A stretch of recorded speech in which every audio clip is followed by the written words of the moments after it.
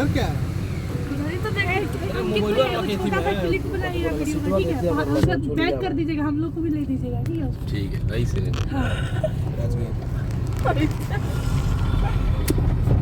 अभी नहीं, जब छोटा सा पहाड़। ग्लास ब्रिज की टिकट कहाँ कटेला? ग्लास ब्रिज को तो आप छोड़ कर चले आ रहे, तो वहीं पर नहीं कट रहेगा वहीं पे? हाँ। अच्छा ठीक। हम बोले थे भैया, पूछना चाहिए था आगे क्या है। आगे तो ग्लास ब्रिज है। नहीं, इससे आगे क्या है कि मतलब अगर हम लोग पीछे ग्लास ब्रिज छोड़े तो आगे क्या है? टांगा पे हम मोबाइल के फोटो खिंचवाए भैया यहाँ थोड़े हैं। पागल आ गए। ये बोला है यही होगा ही। स्वर्णगिरी पर्वत और चंद्रगिरी पर्वत के बीच में है ग्लास ब्रिज। पुलिस वाला पूछा तो फाइनली ये नहीं है इसमें। ग्लास ब्रिज का टिकट कहाँ कटेगा?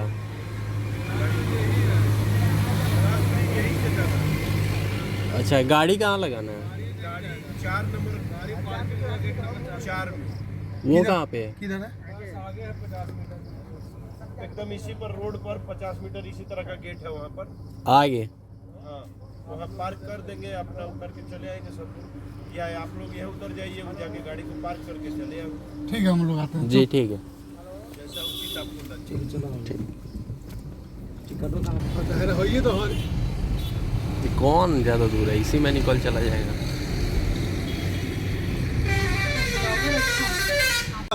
लगाइए, सामने लाइन में लगाइएगा, देखिए लगा हुआ है। लाइन में सामने। मतलब इसका भी ब्लॉग बनाइएगा?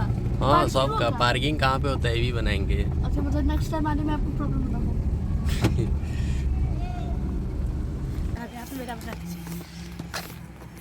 रुकिए, हम अच्छा से बना रहे। ग्लास पे जाने का टिकट मिल चुका है फाइनली, और राजगीर द्वार में हम लोग प्रवेश कर चुके हैं। टिकट यहाँ से प्राप्त किए, जो वाइट वाला लग रहा है। 5 गो है ग्लास ब्रिज आओ लोग नहीं। वाइट वाला में चल जाइएगा, वहीं से ले जाएगा बस। बस ले जाएगा।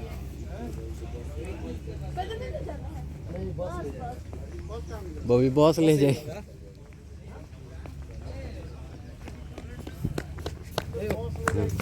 किसका बैग है? ताको बॉबी। और क्या है दिया? नहीं, फ्री में सब में ले जाई, यही में सब ले जाई। हेलो, जस्ट चीज। ये कटप्पा है, ये गोलू मोलू है, ये दोनों मौसी की गोलू मोलू है। पागल हो गई। और आप क्या है? तुम दोनों का भाई। अच्छा, चश्मा लगाया। बॉस कहाँ पर है? ले आए, उसका टाइमिंग हुआ तब। गाड़ी रोते में बॉस घुमा ले। जंगलों के बीच में बसा ये राजगीर प्राचीन धार्मिक स्थल है, जो कि आप देख सकते हैं। यहाँ पे स्टैचू बना के इसे शो किया गया। यहाँ पे हिंदू, जैन और बुद्ध तीनों का धार्मिक स्थल है। और सबसे बढ़िया बात कि यहाँ जू सफारी भी है।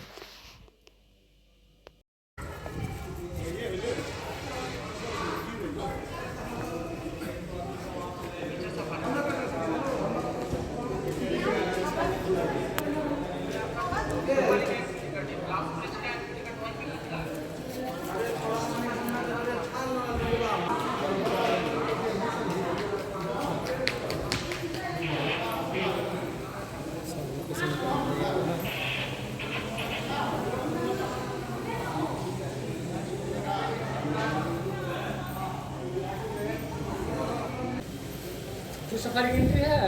आइए इधर। भैया ये इंटरप्रिटेशन 3D मूवी को है। ये सब देख लीजिए। आपका 12 बजे का टाइम है, ठीक है। 11 बजे के आसपास में आपको गाड़ी मिलेगी। हम इनकी कर लिए हैं कि आधा घंटा में ये सब देख लीजिए, फिर गाड़ी के पास चलिए। यही से करना पड़ेगा। शीशा के दरवाजे में जाके ये देख लीजिए, और सामने में 3D मूवी शो है, और उसके बाद में निकलेगा वहाँ ओपन वाली रास्ता में, उसी के राइट में गाड़ी मिलेगी, ग्लास नीचे नहीं। गाड़ी के पास कितने बजे जाएगी? 11 बजे गाड़ी आपको मिलेगी।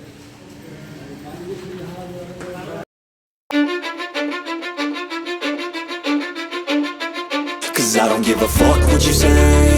Yeah, I'ma do shit my way. So you can go kick rocks, I'ma stack bricks up, build what I want to make. Yo, I got a lot of shit to say, so I'ma do this every day. I'll be writing things until I'm fucking buried in my grave. 6 feet deep under, but my body won't decay. Cause my messages are timeless, so they'll put them on display. Oh yeah, I rap with a certainty, I have a sense of urgency. A message for eternity, for everyone internally. I had some people burning me, but now they fucking learn to see I ain't the one to fuck with. Now they looking nervously, and I don't really care what you think of me respectfully. You can kick rocks if you think you're fucking better, see. I will outwork you, turn you to an enemy. Hurt you so bad that you're gonna need some therapy. I got the motherfucking recipe. I've been cooking up hits, I'ma leave a legacy. You'll be looking small when you're standing right next to me. I'm 5'10", bitch, but I'm 10 feet next to me. I don't give a fuck what you say. Yeah, I'ma do shit my way. So you can go kick rocks, I'ma stack bricks up, build what I want to make. Cause I don't give a fuck what you say. Yeah, I'ma do shit my way. So you can go kick rocks, I'ma stack bricks up, build what I want to make. Yeah, I'ma do it my way.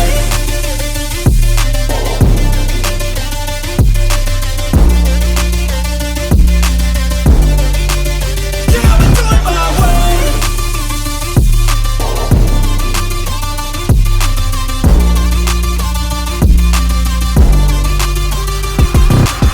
I can't contain it, I'm coming out with a statement. You really changed, man, all your music in a Bentar lu nikah.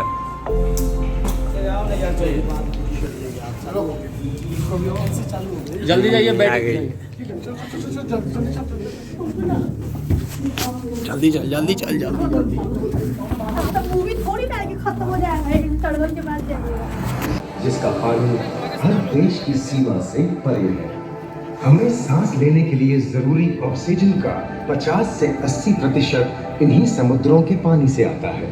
ये भी कह सकते हैं कि ये सागर एक विशाल संयुक्त परिवार की तरह है, जिसमें ये सभी जीव एक ही घर में रहते हैं, जैसे मछलियाँ, mollusc, dolphin, seal, walrus, crustacean, bacteria, समुद्री एनिमोनी और हाँ, ब्लू व्हेल भी, जो पृथ्वी का सबसे बड़ा जीव माना जाता है। और जंतु ही नहीं, इन समुद्रों में पौधों की भी लाखों प्रजातियां पाई जाती हैं। इन विशाल समंदरों का पानी हमारी पृथ्वी का लगभग 3/4 हिस्सा है। इस धरती पर 5 बड़े महासागर हैं: आर्कटिक, अटलांटिक, हिंद, प्रशांत और दक्षिणी महासागर।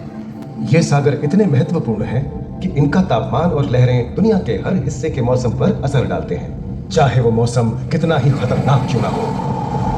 और ये डॉल्फिन हमारे स्मार्टफोन से भी ज्यादा स्मार्ट है। ये अपनी आवाज का इस्तेमाल सोनार की तरह करके एकदम सही दिशा में तैरती और एक दूसरे को संदेश भेजती है। जी हाँ, ईमेल या व्हाट्सएप से भी तेज। मूंगा चट्टानें यानी कोरल रीफ दुनिया की सबसे विविध इकोसिस्टम्स में से है। इन चट्टानों को अक्सर समुद्र के वर्षावन कहा गया है। आई समुद्र में वर्षा, अजीब बात है ना? अरे दरअसल इनका नाम इनके आसपास बसे इन जीवों की विविधता के कारण पड़ा है। इनमें से कुछ मूंगे गर्म उथले समुद्र में, तो कुछ ठंडी अंधेरी गहराइयों में रहकर हमारे इकोसिस्टम के संतुलन को बनाए रखते हैं। पौधे हमारे इकोसिस्टम का एक बहुत ही महत्वपूर्ण हिस्सा है और पानी में ऑक्सीजन का सबसे बड़ा स्रोत है। इस नीले पानी में मौजूद कई पौधों में से एक बहुत ही महत्वपूर्ण पौधा है फाइटोप्लैंक्टन, जो पूरी दुनिया की ऑक्सीजन की जरूरत का लगभग 50% बनाकर हमारा अस्तित्व बनाए रखता है। इन समुद्री इलाकों तक पहुंचना आसान है, लेकिन ये समुद्र का सिर्फ 10% है। समुद्र की गहराई जितनी बढ़ती जाती है, उतने ही वहाँ के हैरत अंगेज जीव जिन तक पहुंचना मुश्किल होता जाता है। ये समुद्री जीव पहले तो अपनी खूबसूरती से आपको झलते हैं और फिर अचानक एक खतरनाक रूप ले लेते हैं, जिनसे बचना मुश्किल ही नहीं, नामुमकिन है। और ये क्या, अचानक ये रोशनी कहाँ से आई? ओहो, ये तो जेलीफिश का झुंड है, जिनकी रोशनी एकदम डिस्को लाइट की तरह लगती है।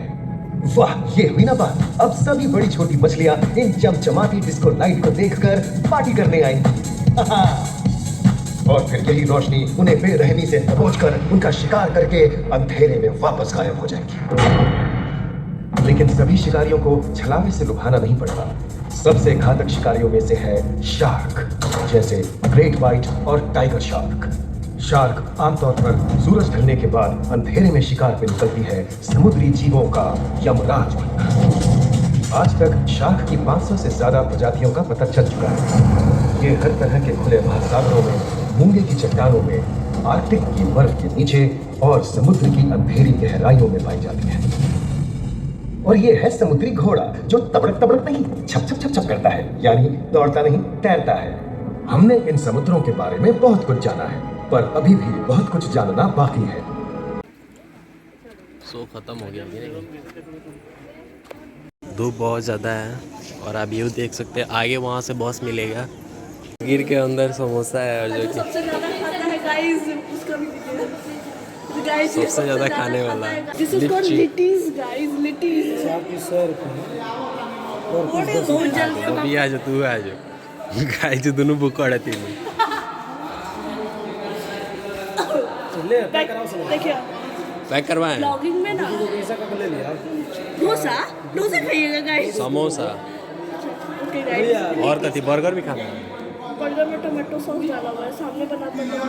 देख सैंडविच समोसा हो गई। आप पानी में से खड़ा हो जाइए।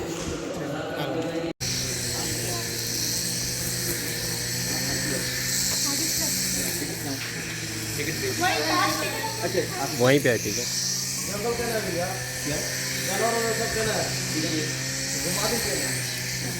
जानो आगे नहीं जाना है, इसके बाद बॉर्डर है। बहुत से ले जाएगा। नहीं गाइस, हम बता देते हैं गाइस। जानवर सबको देखना है तो सफारी है और बहुत देरी करते आएगा। 12 बजे जाना है। 12 बजे के बाद हाँ। ब्लॉगर साहब थक कर यहाँ बैठे हुए हैं। टाइमिंग दोनों गलत लगेगा। बहुत सारे हम लोग के पास और चला जाए ग्लास ब्रिज। बाप रे बाप, गर्दा उड़ा दे।